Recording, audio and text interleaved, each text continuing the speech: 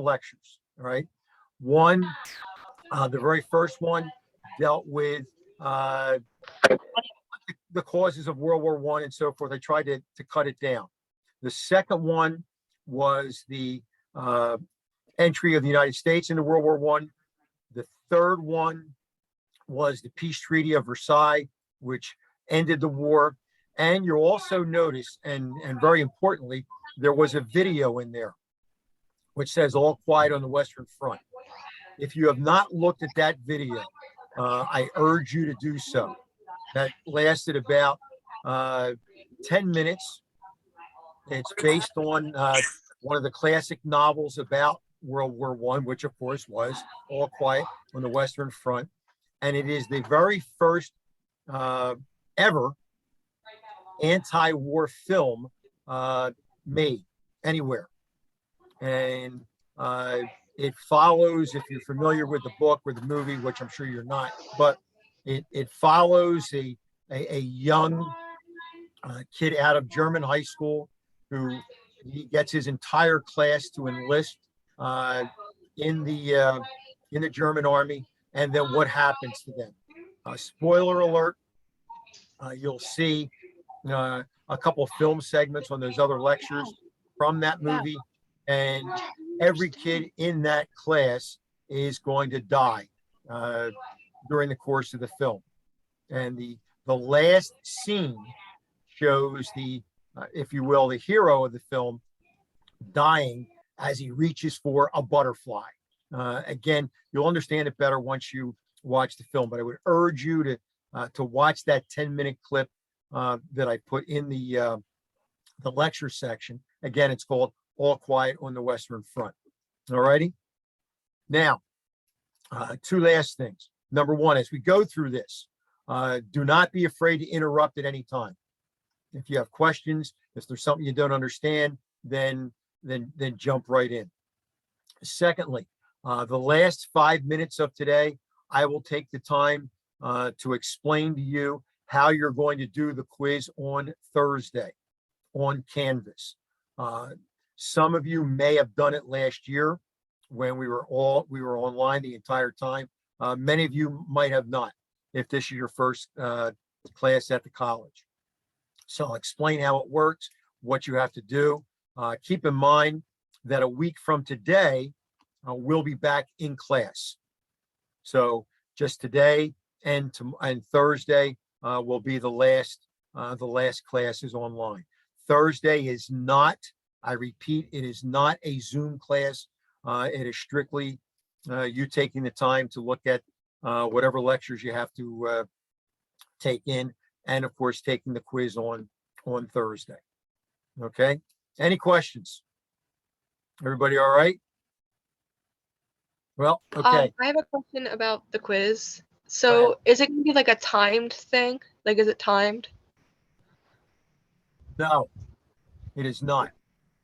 I could have put a thing on there, but no. I don't want you to take more than 15 or 20 minutes, but it will not shut off after that. However, you only get one chance at it.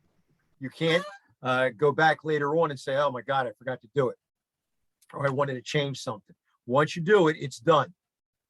Secondly, it's the same type of thing that we do. There'll be two questions. You pick the one that you want to do.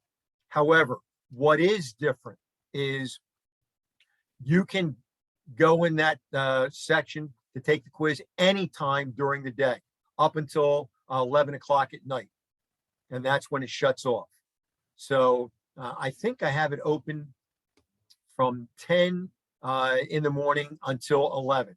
I will open it up so that you can start with it on Thursday morning. You can't get to it now, but I'll open it up on Thursday morning. So anytime between the hours of 10 a.m. and 11 p.m., you can jump in and do the quiz. I would strongly urge you not to take more than 20 minutes, but you can. It's not limited. Okay. Any other questions? All right. Now, what I want to do is take a look at some of the maps that, and again, all these maps are available on the lectures, and Obviously, you'll hear me explaining because I did this all online last year. But I want to start off by understanding something. This is not one of those wars in which it really means nothing to you. Everything, and I do mean everything that's happening today in the world is a direct result from this war. World War I starts it all. If you have people you know that served in Iraq, you take a look at 9/11, 2001, that's all a direct result of World War I. There was no such country as Iraq prior to World War I. This is a made up country. We put it together so the British could get their oil. And we paid for that in spades. The problems with Saudi Arabia and Israel and the Arab nations that exist today, that all goes back to World War I. Problems that exist with the United States today in terms of border crossings. I don't know if any of you saw the news today, but thousands upon thousands of immigrants from a country known as Belarus, which is on the border of Russia, tried to bust their way into Poland because they're trying to escape an authoritarian regime. And they were stopped. Again, those borders that were constructed, all of, again, a result of World War I. Okay. If you take a look at that map on your screen, okay, take a real close look at it.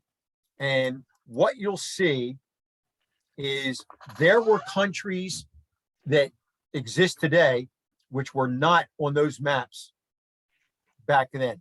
All right. They just weren't there. I mean, take a close look. There's no Bosnia, there's no Kosovo, there's no Hungary per se, there was no Czechoslovakia, and there is no Czechoslovakia today. All right. A lot of these were artificial constructs that we did at the end of the war. And again, all of those countries that I previously mentioned, go up here. All right. Look through Russia. There's no Lithuania. You'll notice that Finland was part of Russia back then. There's no Estonia. There's no Ukraine, which is down in this area. Okay, none of that existed back then, and that leads to one of the causes of World War I, and that's going to be nationalism. Now, I mentioned nationalism to you guys before, and that is extreme pride in your country. Now, don't misunderstand. There's nothing wrong with nationalism itself. However, when it gets carried to extremes, then that causes problems. And those extremes will show themselves in competition. We finished the Summer Olympics, all right, and that was competition. And it becomes nationalistic. Nothing wrong with it, but when you take it outside the border of athletic competitions and you start going a little bit further, well, then you've got problems. Trump was an avowed nationalist in certain respects, and everything was seen as an us versus them. Nationalism today is rising up all over Europe. Now, what comprises that? Well, again, look at the maps on the screen, okay? In order to be a French citizen back then, you had to be born in France. You had to speak French. You had French culture. Now, go over there today, and that's not the case. You will find a great many Africans have immigrated to France over the course of time after World War I, and there is no doubt there are racial divisions today within that country. You go to Germany, and if you're Turkish, and there's a large Turkish population today living in Germany. And in many parts of Germany, particularly Eastern Germany, which for a while was separate from Western Germany after World War II, they resent Turks being in there. And the reason they're there, there's a lot of different ones, but the economic opportunities. Germany is the healthiest economy in all of Europe. And so people tend to just, naturally go there. So understand what nationalism is. And if it goes unchecked, it can cause a lot of problems. Now, all right, you see that up on the screen. If you take a look, all right, right here, you see the Austro-Hungarian Empire. Now, again, all right, think again of what nationalism, pride in your country, or let's take it a little bit further, all right, in your ethnic group. Austrian-Hungarian Empire was comprised of many different ethnic groups, and there was this constant pulling apart generated by the rise of nationalism. And Austria-Hungarian Empire was looking to stop that and to stay together. Russia is experiencing the same thing. They lost, after the end of the Cold War in the 1990s, they lost all the countries that they had dominated. And today, and back then, of course, they were called the Soviet Union. Russia is trying to get them back and cause distress so that they can walk in and pick up the pieces. All right. France, down here. All right. You don't see it on the map, but right there where I have the arrow, that was and still is a place known as Alsace-Lorraine. Think of it as, if you will, a tennis ball. That damn thing was going bouncing back and forth across the net.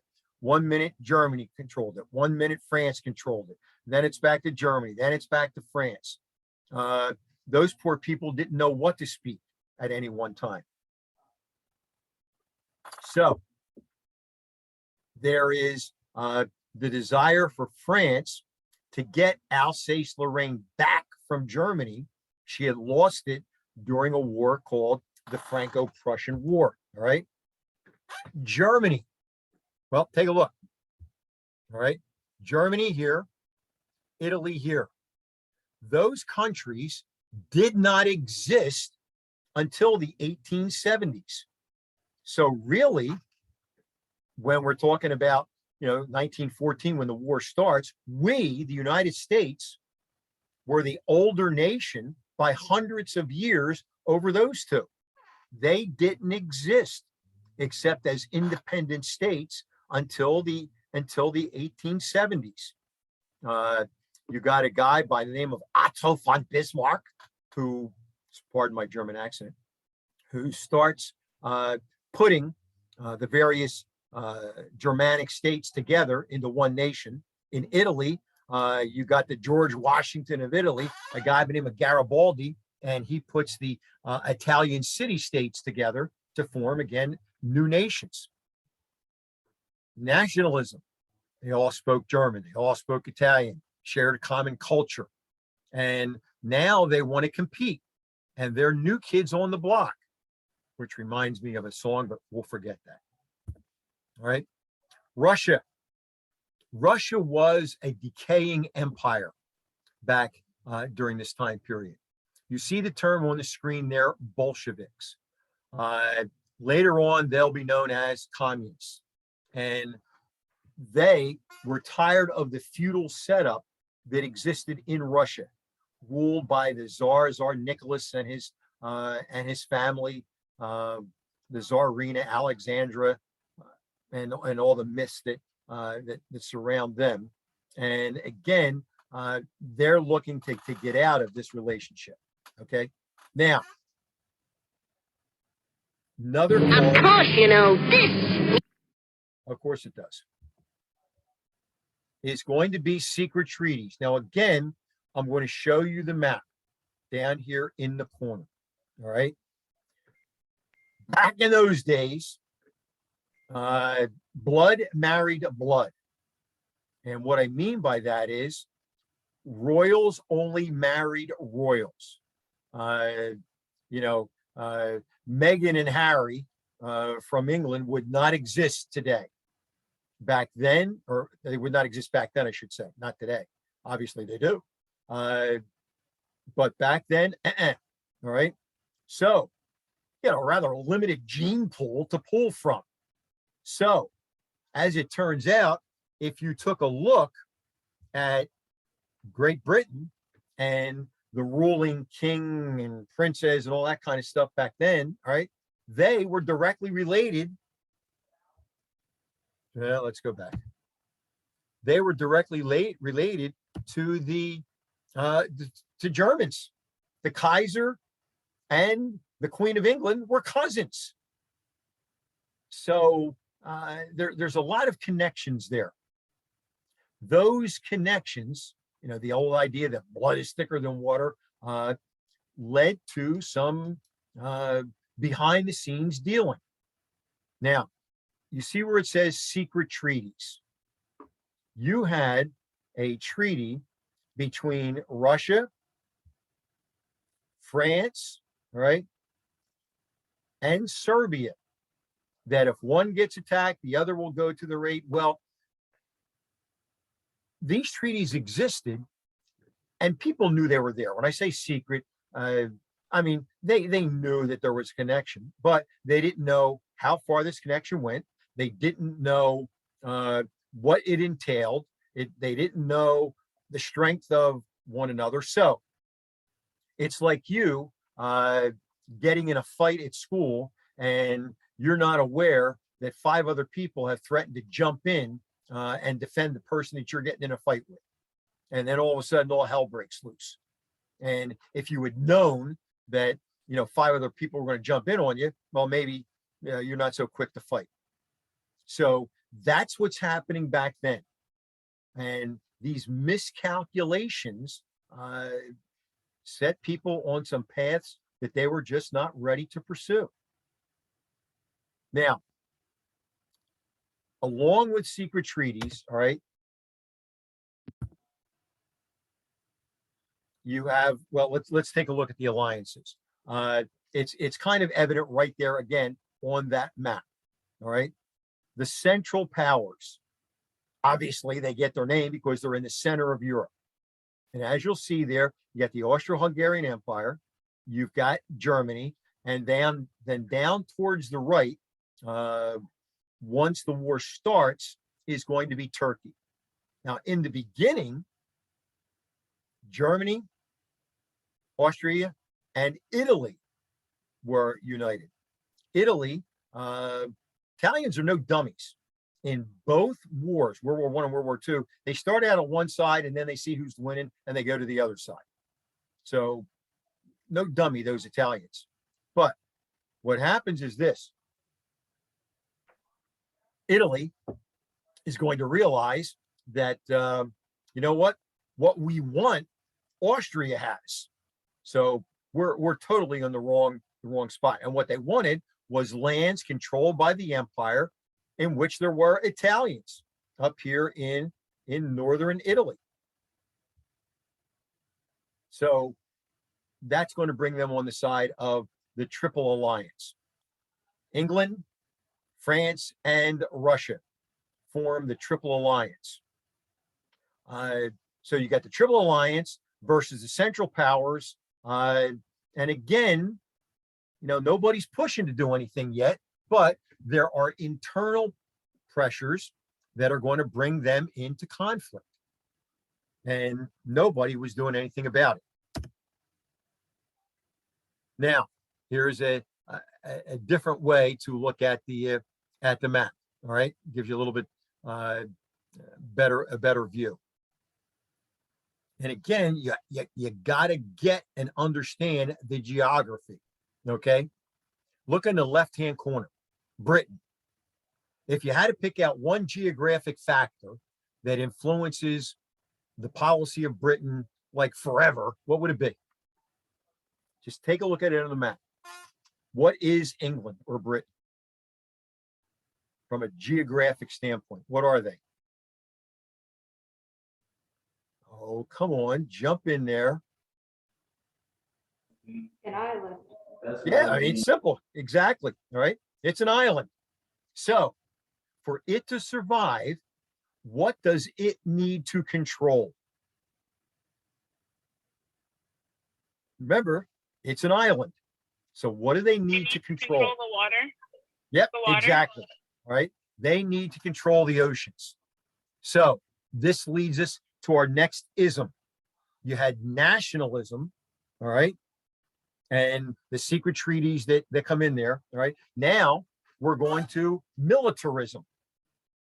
My military is bigger than yours. We talked about this in class the other day. I didn't use the term militarism, but remember we talked about China, and China now has developed these supersonic missiles that can fly 5 times faster than the speed of sound, impossible to detect, et cetera, et cetera. And it scares the living hell out of our military. Well, that means we have to come up with something, either similar or something that can defeat it. So it's this constant, what will later be called arms race, particularly during the Cold War, that's going to be fueled.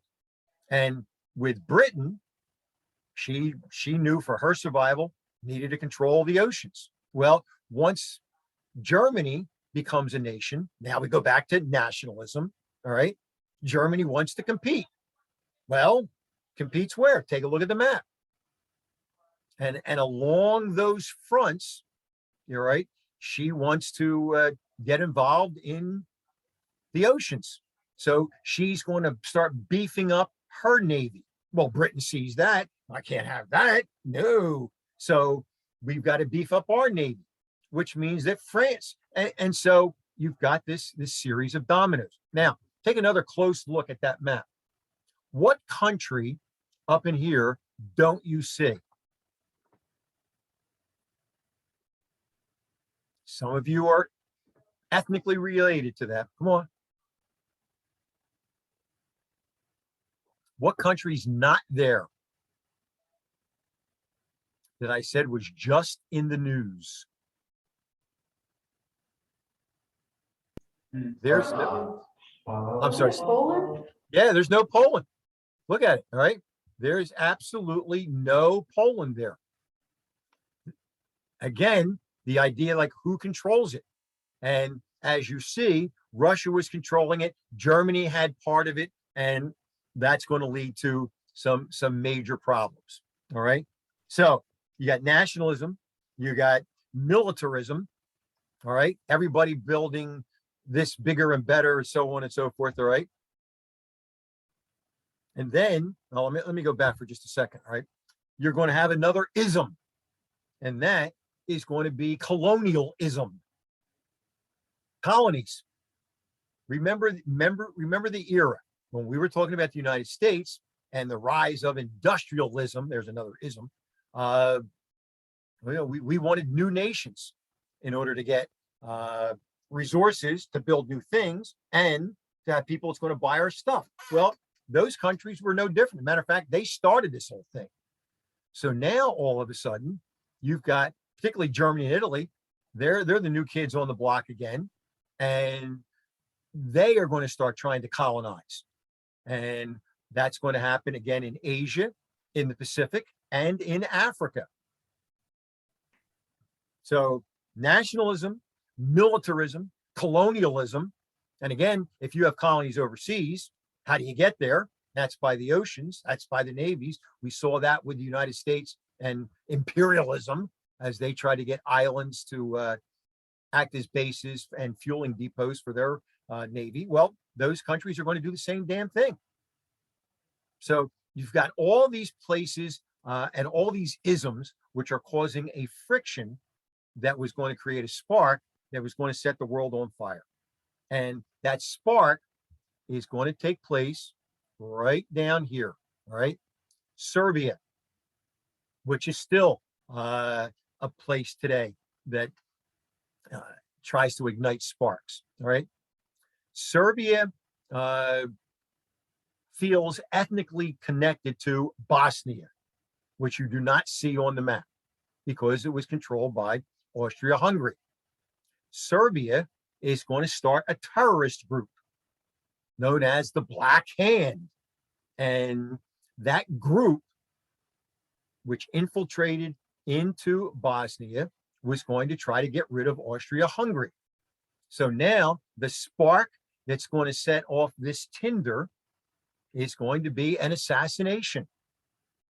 And the assassination takes place when the next in line to the throne of Austria-Hungary, all right, Prince Archduke Franz Ferdinand and his wife go to visit Sarajevo, which is a small town in a country later on that would exist after World War I and does not exist today, all right, and that's Yugoslavia. They go to Sarajevo, which was home of the 1984 Winter Olympics. But anyway, they go there and they're taking a parade. They're in their car when all of a sudden members of the Black Hand jump out, all right, and shooty, shoot, shoot, stabby, stab, stab, and the Archduke and his wife are dead. Now, I know some people find this hard to believe, but the guy that drove that car was my professor in college. He taught me about World War I. He lost his arm in that attack. So he walked around with one arm. His name was Dr. Tibor Karakes. And we were cruel to him, I will admit. Anytime we didn't feel like having class, we would designate one of us in the class to raise our hands and say, listen, professor, we just didn't understand the assassination of the Archduke. Could you go over that again? He would get all emotional, start to tear up, and we would take our notebooks and pens and put them away and knew for the next hour he was just going to talk about something that we've talked about like a million times. So anyway, Karakes would later come over and become a professor here in the United States, obviously. All right, so, all right, militarism, nationalism, colonialism, the spark that sets everything off and gets the dominoes to fall is going to be the assassination. Now, again, take a look at the map, all right? And you'll see that, if I can get the damn arrow over here, all right, Austria, a lot bigger than Serbia. Austria wants to declare war.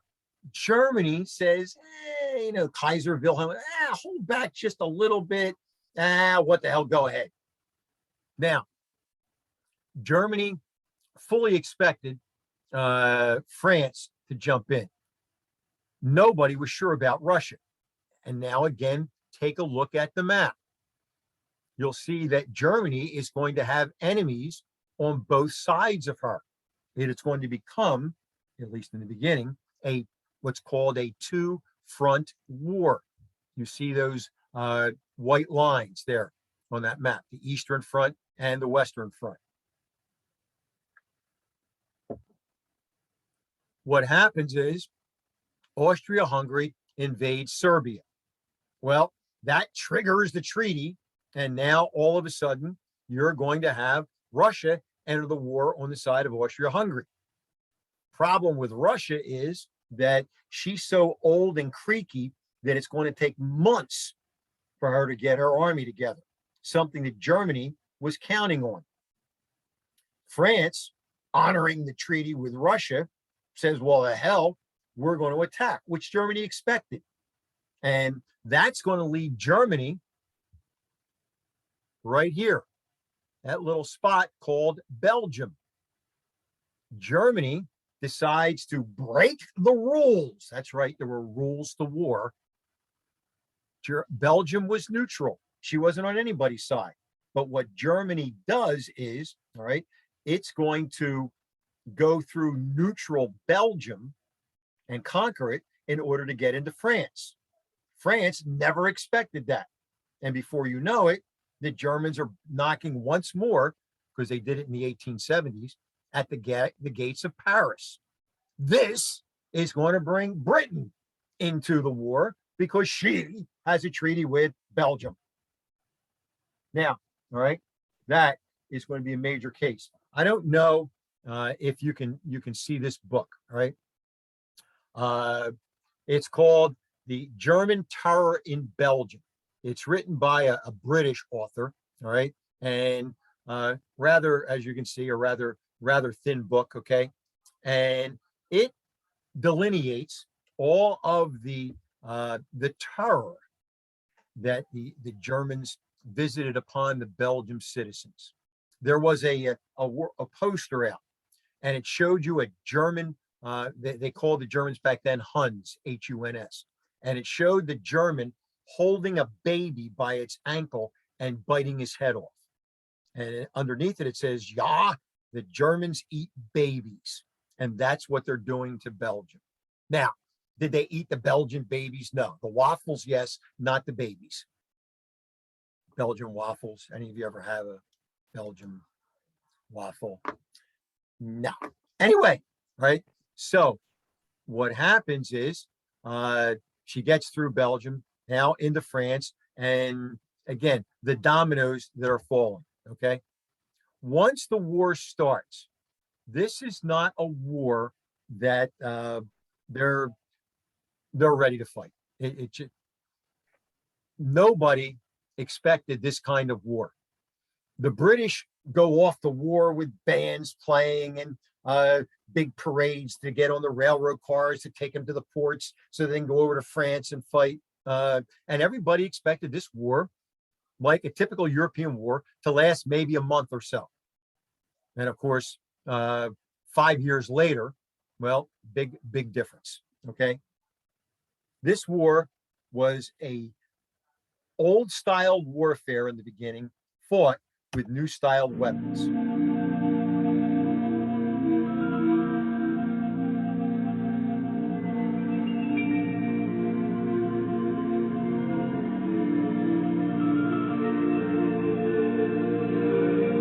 Now,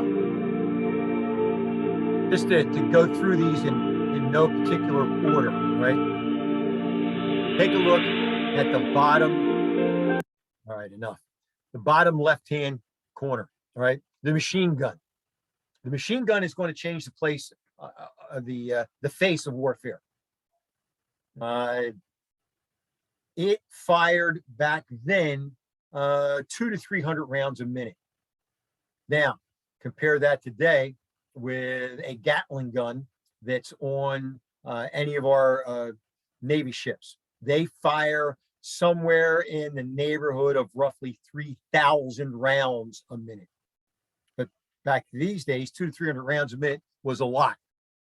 Well, again, we're not used to that on a battlefield. And so, again, the typical old style warfare was you got your whole group together, right? Their whole group together, and we charge at one another. Now you put machine guns out there mowing these groups down. All right. Well, there you go. So what results will be this at the very top of the page, right? You see that moonscape. All right. That's a battlefield in France. And if you take a look, all right, in the middle of it right here, okay, you see a trench. And this is going to become known as trench warfare, which I'll talk a little bit later, right? But early on in 1914, the slaughter was unimaginable. By the end of the war, roughly 5,000 people a week were dying in World War I. 5,000 people a week. That does not count civilians, okay? Now, bottom right-hand corner. And what you'll see there is a ship sinking, not because another ship sank it, but because submarines. Now, submarines have been around since the American Revolution. We had a submarine in New York Harbor called the Turtle during the American Revolution, which tried to sink a British warship. During the Civil War, we had the Confederates had the CSS Hunley, which tried to sink a northern ships, right? So submarines and the idea have been around for a while, but none of them to this type of technological advancement. So this was different. What was expected with submarine warfare, what they thought was going to happen was, well, this is a gentleman's war, and a gentleman surfaces. So what they expected the German submarines to do was to surface, announce that they were going to sink the ship, give everybody time to get off the ship, and then, of course, sink it. That's what they expected. Remember, a gentleman's war. Not so with the British. What the British did was they took some of their warships, put canvas sides up on them. So from a distance, they looked like unarmed merchant ships. So the German submarines would surface, announce they were going to sink the ships. All of a sudden, the canvas sides open up. There's guns, boom, bye-bye submarine. So the Germans said, screw this. And so they just stayed underwater and fired their torpedoes. And they were very effective at doing it. So unrestricted submarine warfare. Now, go over here. Remember, the year is 1914. When did the Wright brothers fly their first plane? And it was only a few years before this. And I don't know if you know why the Wright brothers flew that plane in Kitty Hawk, North Carolina, but it was to get a military contract. It wasn't because they were saying, look what we built, Ma. It was to get a military contract to give the United States a head start in air warfare. And of course, what the United States do, thumb their nose at it. So where did the Wright brothers go? Over to Europe. And of course, they get all kinds of contracts. Initially, the airplanes, remember, airplanes back then were all made out of canvas. They weren't armored. They weren't metal. They were canvas stretched out over wood. So what happened was they initially were just spotter planes. And then eventually somebody gets the idea, you know what, we can drop bombs by hand. They dropped bombs by hand in the beginning, right? And then before you know it, somebody put a machine gun on it, shot off their propeller until they learned to sink the damn thing with the propeller, right? And well, by the end of the war, it was not unusual to have thousands, literally thousands of planes blackening the skies as battles took place. Now, in response to trench warfare, what you see here is the first tank. Again, anything looking to break the stalemate. And so what happens, of course, is, well, if I have a tank, then we have to get a tank. And if you take a look at it, actually, that tank is very close to, I don't know if any of you saw Indiana Jones and the Last Crusade. That tank was used in that film. So there we have it. Technological advances which forced this into a total stalemate. This is what the trench warfare system looked like. Again, please, please, please take a look at the picture, the video I put on of All Quiet on the Western Front in the lecture section. You'll see it there. Just click on it and watch, and it'll explain this. But you see, here's the way it looked. All right, out here, this is no man's land. Here is a trench. Here is a trench that connects you to the backup trench, right? Now, what happens was people would come across no man's land, all right, hit the barbed wire, get mowed down by machine guns. But if they kept on going, stabby, stab, stab, shooty, shoot, shoot, right? All of a sudden, everybody's running back to their secondary trenches. Somebody blows a whistle. They jump up, run across the new no man's land, stabby, stab, shooty, shoot, shoot. These guys run back. I mean, this was constant, all right? Let me see if I have this. Take a look, all right? This is the Western Front, which extended from the North Sea all the way down to the Adriatic Sea, right off of the Mediterranean, all right? This thing is over 500 miles. these trenches went, and separating them, oh, maybe 2,000 yards. That's it. Over the course of that war, those trench lines would change, maybe, no, maybe half a mile. And it would cost millions of lives just to get that to move over a half mile.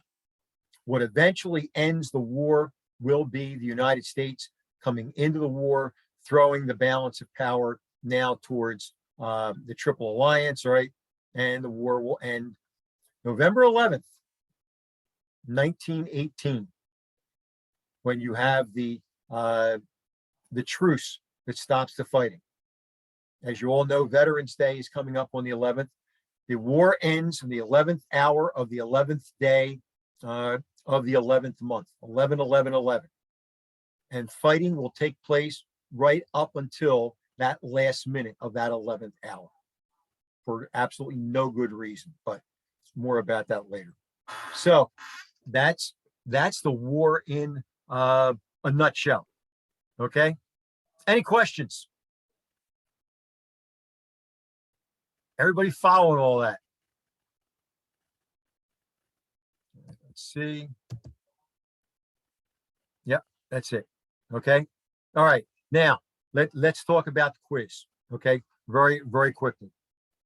The questions that might appear on the quiz are already available.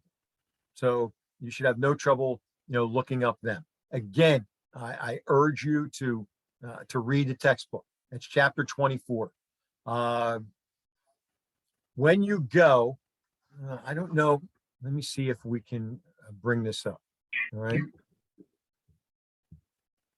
No, I can't. All right. Hold on.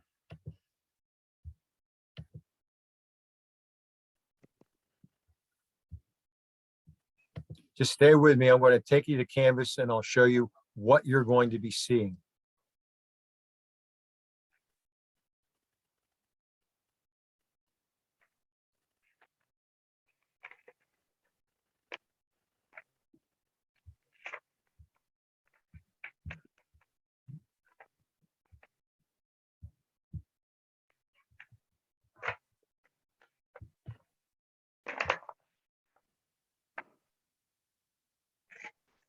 Okay, now what's going to happen, all right? Right now, as you see, I have it blocked off, all right? But you're going to go to here, the quizzes section. All right, everybody following that? Just hit quizzes. Now, I'm going to show you this one. You're going to do the chapter 24 quiz. But I go here, all right? It'll tell you pick just one question, and there you will see, all right, there are two boxes. Question 1, all right, and question 2. You pick the one that you want to do. You just type your answer in there. There is nothing else that you have to do, all right? When you're done, just hit done, and that's it. Now, again, you have as much time as you want, but I would strongly suggest that you don't take more than 15 or 20 minutes. Now, I just want to show you one last thing here. All right, there you see the film that's in the lecture section. All Quiet in the Western Front. You get a chance, please take a couple minutes and look at it. All right, everybody good? No questions? Sure. So, excuse me, Professor. Hello? Yeah, go ahead. Yeah, the quiz is just out of 5, like the normal quizzes, right? Yeah, it's the same thing. Yeah, it's out of 5 points. Yes. All So right. your grade will either be 1, 2, 3, 4, 5. That's right. Okay. All right. Okay. All right. Thank you. You're welcome. Anybody else? All right. So Thursday's quiz day, and then next Tuesday we'll be back in the classroom. All right. Look forward to All right. seeing you then. Any problems in the meantime? Don't forget to email me. All righty. Okay. All right. Have a Have a good rest of the week. Take care, guys. Bye-bye now. Bye. You too.